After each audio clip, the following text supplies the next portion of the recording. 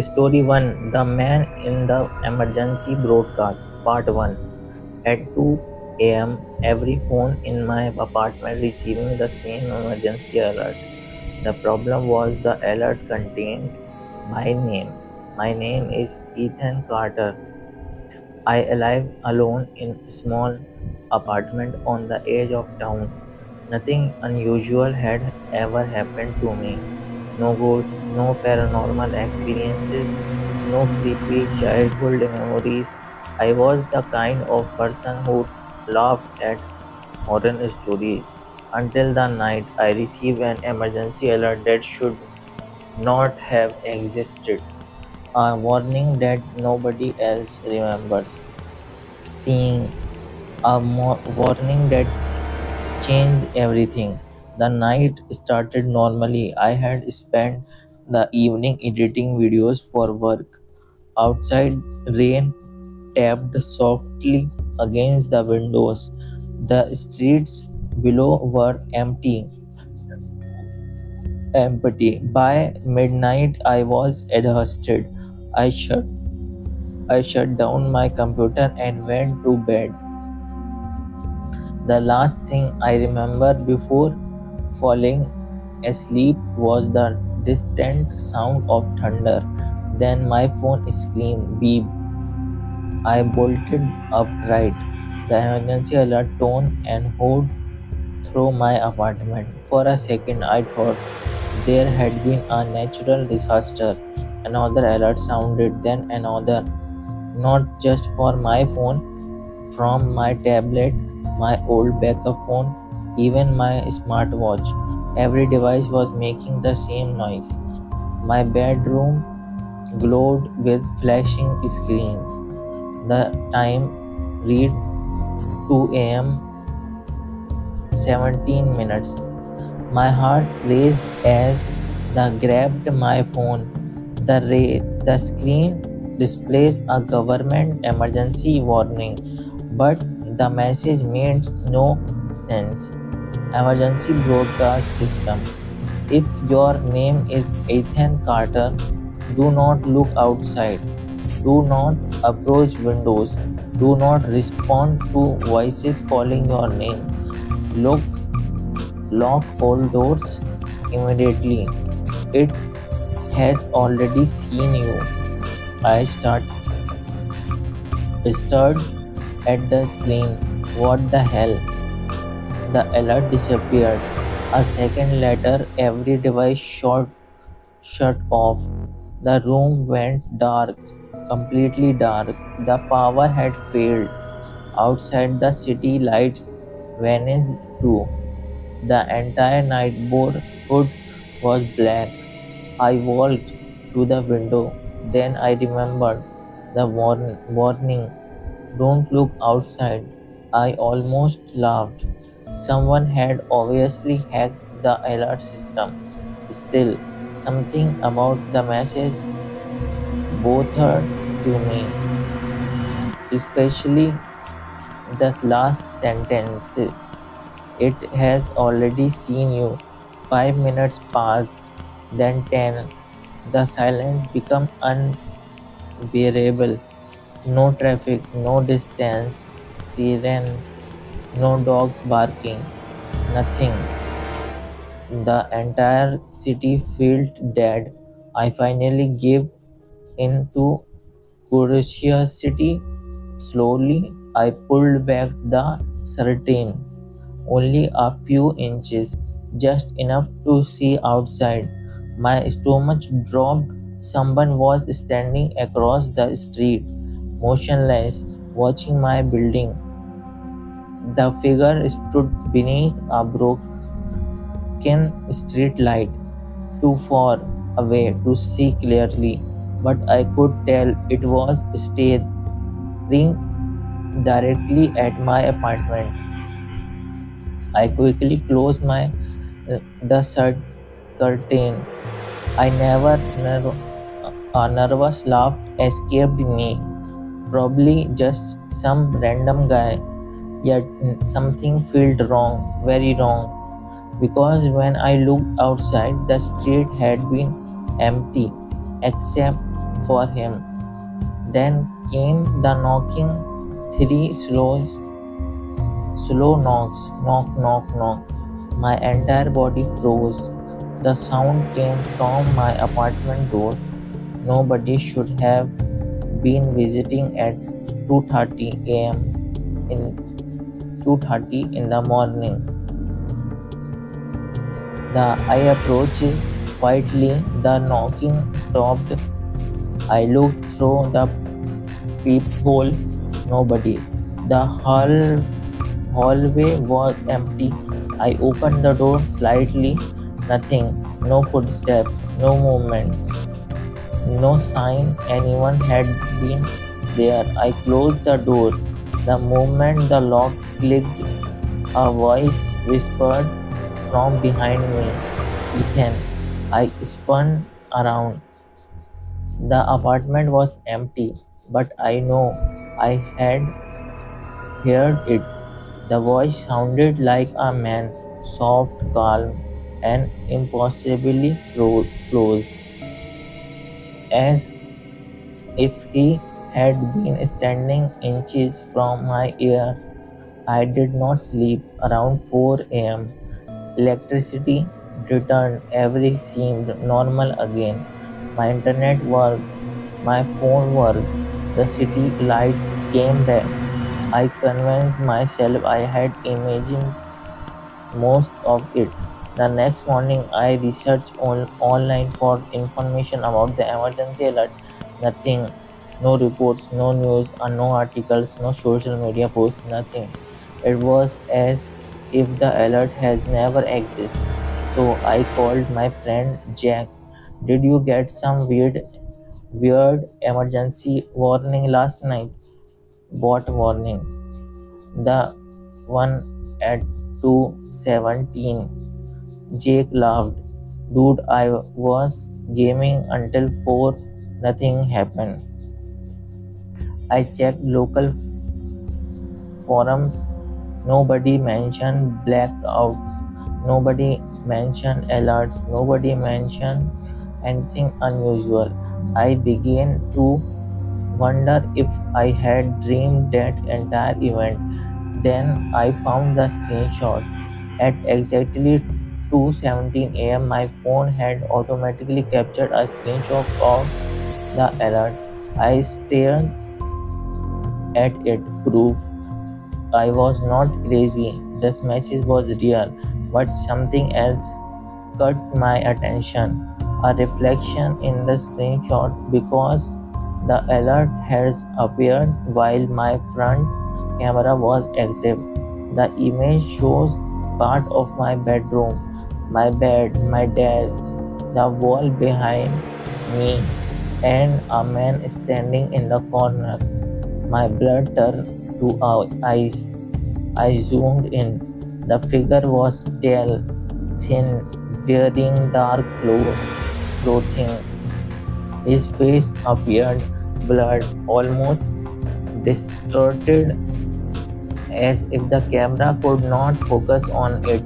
I immediately searched my apartment, every room, every closet, every corner.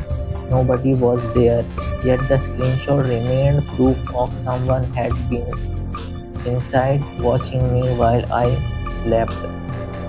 That evening, I called the police. An officer arrived and searched the apartment. Nothing, no fingerprints, no sign of forced entry, no security footage, no witnesses. Before leaving, the officer looked at the screenshot. His expression changed. "You said this was taken last night?" "Yes." He's become unusually quiet. Then he asked something strange. "Has anyone been calling your name lately?" I stared at him. "What?" The officer looked uncomfortable. Then he shook his head. "Never mind." He left without explaining. That night I could not relax.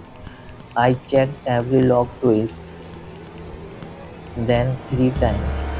At midnight, I sat on my couch watching television, trying to distract myself. At exactly 2:17 a.m., the screen went black, every light in the apartment shut off, and my phone vibrated.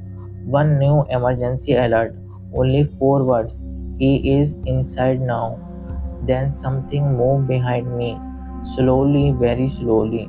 I heard footsteps crossing my living room floor. When I turned around, I saw I see a tall silhouette standing in the darkness, watching me, not moving, not breathing, just standing there. And then I smiled. Part 1 is completed. Now, part 2. The Man in the Emergency Broadcast, Part 2. The figure smiled. For a moment, it could not move, could not breathe, could not think. The apartment was completely dark except for the faint glow of my phone screen. The silhouette stood near the hallway, tall, unnatural tall. Its head almost touched the ceiling. I blinked and it was gone, just gone, as if it had never been there.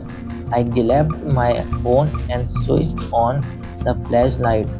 The living room was empty, no footsteps, no open doors, no sign that anyone had been there. But I know what I say. See, my hands were shaking so badly that I nearly dropped the phone. Then another notification appeared, not an emergency alert this time, a text, a known number. The message contains only one sentence. Don't let him know you can see him. I stared at the screen. A second message arrived. He does not like that. Then another. Leave the apartment now. I immediately grabbed my keys. At the point, I did not care who was sending the messages. I just wanted out. I rushed into the hallway. The entire building was silent. Every apartment door was closed. Every night was off. Even the emergency exit signs were dark. Something was not right. My apartment building had backup power. The lights should have been working. I hurried towards the stairwell. As I reached the door, I heard footsteps behind me, slow, heavy, following me. I turned around. Nothing. The hallway was empty. Then I heard another sound, someone whispering my name. Ethan. The voice came from apartment 309.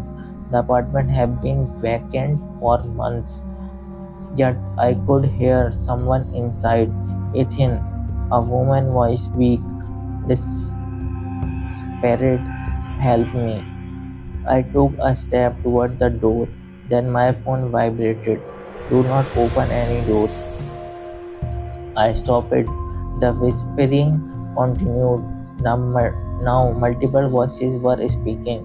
Men, women, children, all repeating my name. Ethan, Ethan, Ethan. The sound became louder. I ran outside. Rain poured from the sky. The parking lot was empty. Not a single car remained. Even my car was gone. I stared in disbelief. Then lightning flashed. For less than a second, the entire parking lot became visible, and I see him.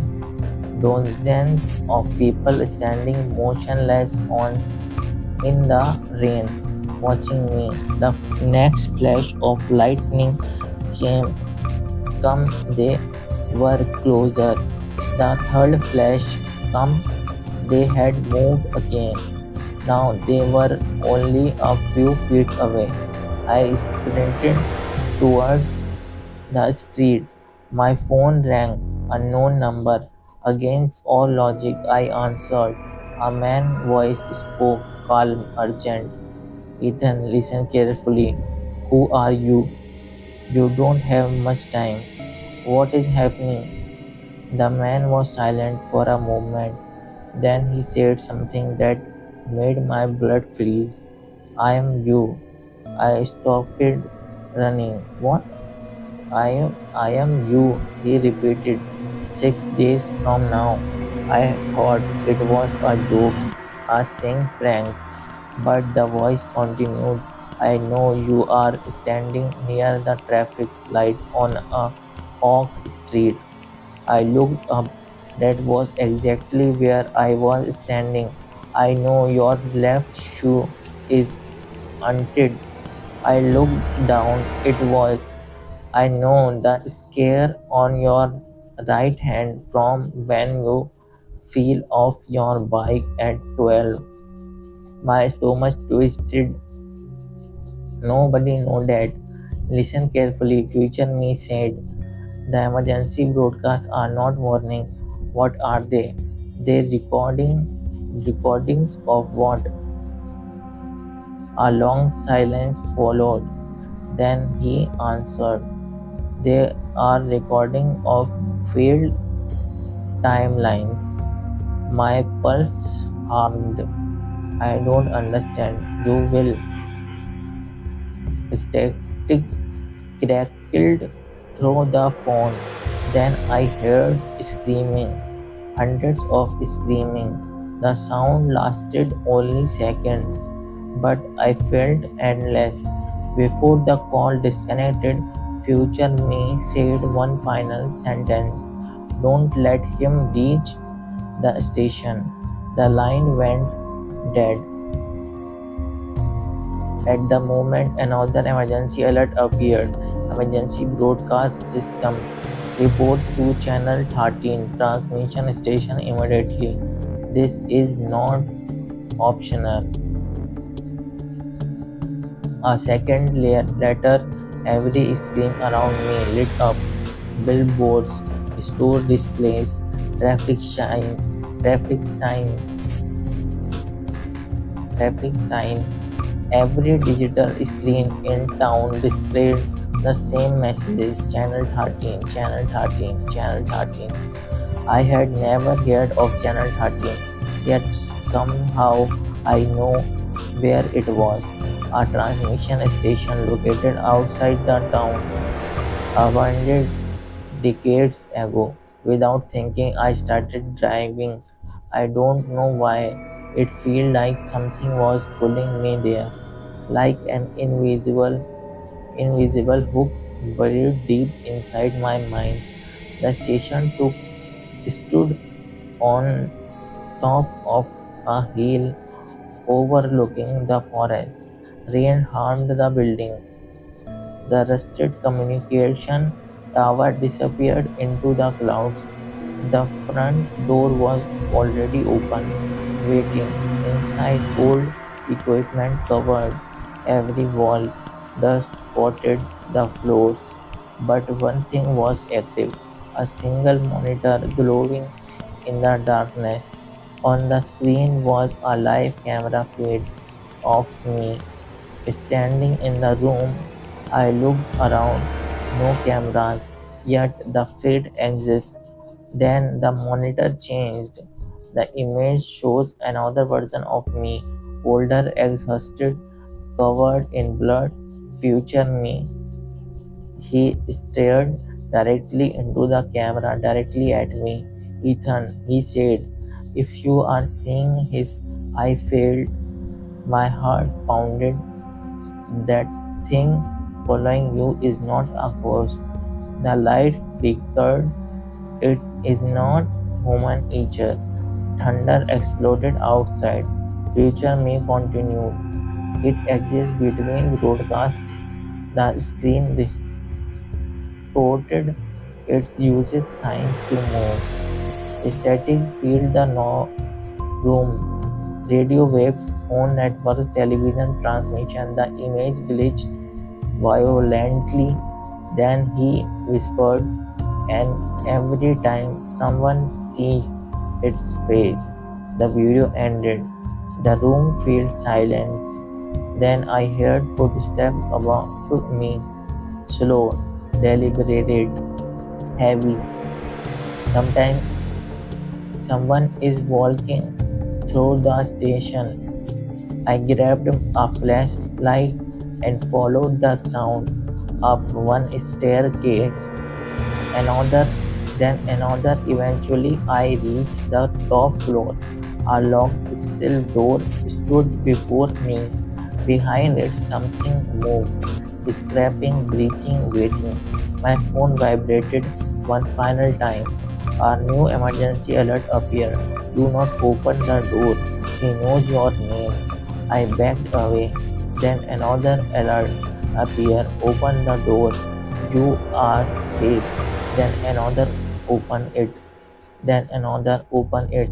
Open it. Open it. The message flooded my screen.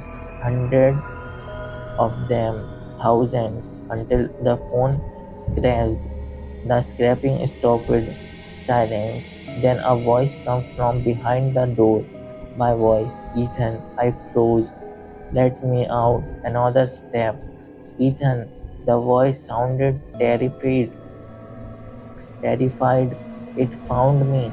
I know it was not real. Yet hearing my own voice begging for help, broke something inside me. I stepped closer. The handle slowly turned by itself. Click. The lock opened. The door swung inward. Darkness awaited beyond. Endless darkness. Then two pale eyes opened inside it, watching me, smiling. Everything went black. When I wake up, morning sunlight was shining through the station windows. The stone was gone. The building was empty. No monitors, no alerts, no footsteps, nothing. Police later found me wandering near the highway. They said I had been missing for 6 days. Exactly 6 days. The same amount of time future me had mentioned. I tried to explain what happened. Nobody believed me. The authorities checked every emergency alert system in the country. No records exist, no broadcast, no outage, nothing. According to them, the alerts never happened. For months, life slowly returns to normal. Yeah, at least I thought it did. Then one night I noticed something strange. My phone automatically took a screenshot while sitting on my desk. I opened the image. My blood turned cold. The screenshot shows my bedroom, my desk, my bed, and me sleeping. The photo had been taken from inside the room, from a corner near the ceiling, a place where no camera exists. Then I noticed something else. A stamp, a times stamp. The image was not from today. It was dated 6 days in the future, and standing beside my bed, watching me sleep, was another version of myself, smiling directly at the camera. The end.